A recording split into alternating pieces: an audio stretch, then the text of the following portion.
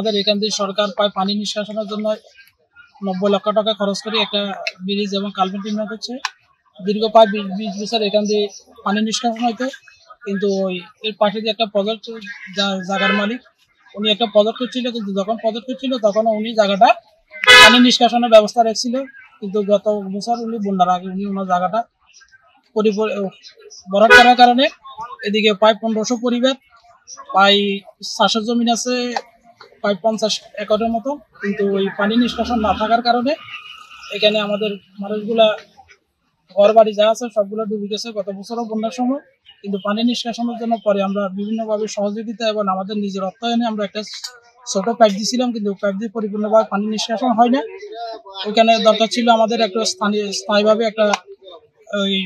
Drain ব্যবস্থা করার দরকার। এই ড্রেন ব্যবস্থা যদি আমাদের স্থায়ীভাবে হয় তাহলে আমাদের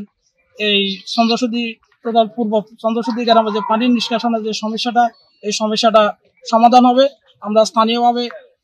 প্রশাসন এবং আমাদের কবিরান উপজেলা ইউনোপার স্যারের কাছে আমরা উদাত্ত আহ্বান জানাচ্ছি, আমাদের এই চন্দ্রসুধি অবহেলিত মানুষের কৃষি জমির মানুষের ধান চাষ করার উপযোগী করার জন্য, এবং কি যারা ছোটখাটো মাছ চাষ করে তাদের প্রজেক্ট রক্ষা করার জন্য এখানে একটা ড্রেনেজ ব্যবস্থা করে দিবেন। আমাদের স্থানীয় যারা বিএনপির প্রতিনিধি আছেন, ইউনিয়ন দায়িত্বশীল আছেন, বাংলাদেশ জামাত ইসলামী ইউনিয়ন দায়িত্বশীল কিন্তু আছেন, এবং সম্মানিত চেয়ারম্যান মেম্বার স্থানীয় গণ্যমান্য সকলের কাছে আমার 9 নম্বর ওয়ার্ডে একজন বাসিন্দা হিসাবে উদাত্ত আহ্বান থাকবে, আপনারা যত দ্রুত পারেন আমাদের এখান থেকে পানি নিষ্কাশনের জন্য স্থায়ীভাবে একটা ড্রেনের ব্যবস্থা করে দিবেন। এতে আপনাদের সকলের কাছে আমরা 9 নম্বর ওয়ার্ডের জনগণ চিরকৃতজ্ঞ থাকবো। ভরপুর এখানে কৃষক এই এলাকাতে আমরা গত 6 মাস আগে যে জায়গায় এখন আমরা অবস্থানে আছি, এখানে একটি জায়গা আছে যেটা দীর্ঘদিনের জন্য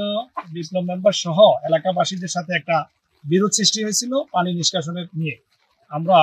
পরিষদের পক্ষ থেকে এই নিরসন দূর করছি। এখানে পাইপ দেওয়া হয়েছিল, যেটা এই যে দেখা যাচ্ছে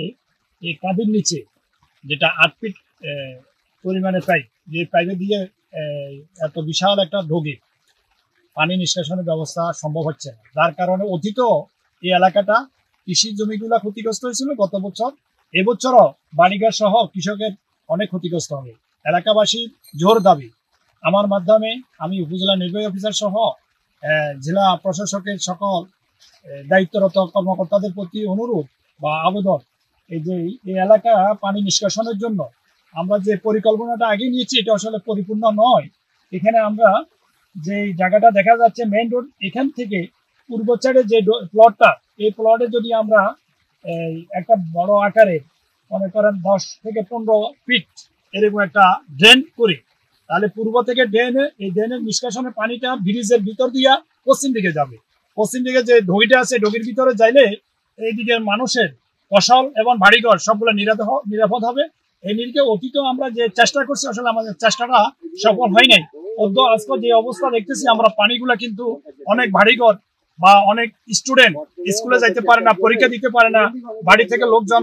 বাইরে হইতে পারতেছে না, সবাই অসহায় অবস্থা। এক মহিলা আমাকে ফোন দিয়েছে যে আমি ঘরে থাকাটাই দূরের কথা, কিন্তু রান্না বান্না দূরের কথা, ঘরে থাকাটা আমার জন্য কষ্ট হয়ে যাচ্ছে। কিন্তু এখানে আসি দেখতেছি যে কিন্তু আমাদের এই জলবদ্ধতার কারণে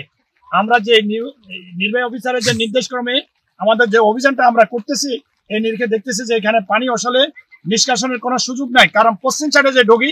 ওই ডগির ভিতরও কিন্তু পানি ভরপুর, যার কারণে এটা সম্ভবত পশ্চিম সাইডে যে জলবদ্ধতা আছে সেটা আমরা আরেকটু চিহ্নিত করে ইনশাল্লাহ আমরা নিরসনের একটা পরিবেশ আনবো। পাশাপাশি আজকে যে এলাকাবাসীর যে প্রাণের দাবি, সেটি হচ্ছে এই যে বিপ্লব মেম্বারের যে প্রজেক্ট এবং এই বাড়িটার নাম কি,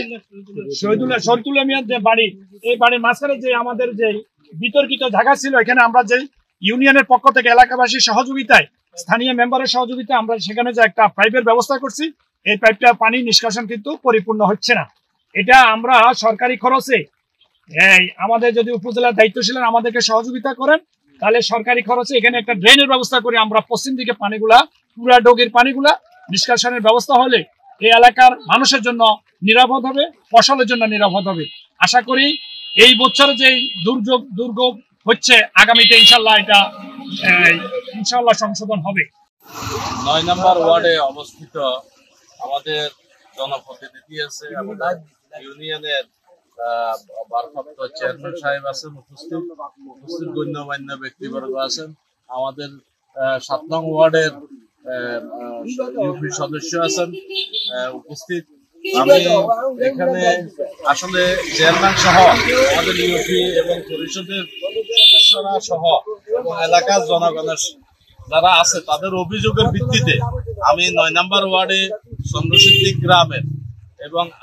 9 নম্বর ওয়ার্ডের চন্দ্রসিদ্ধি গ্রামের যে আমাদের কুলমদ্দিপুর থেকে সমনশির রাস্তা যে বিকেএম রোড আছে এই রাস্তার পশ্চিম পাশে এবং পূর্ব পাশে যে জলবদ্ধতা সৃষ্টি হয়েছে, আসলে আমরা এটা টেস্ট আউট এখন পর্যন্ত আমরা যেটা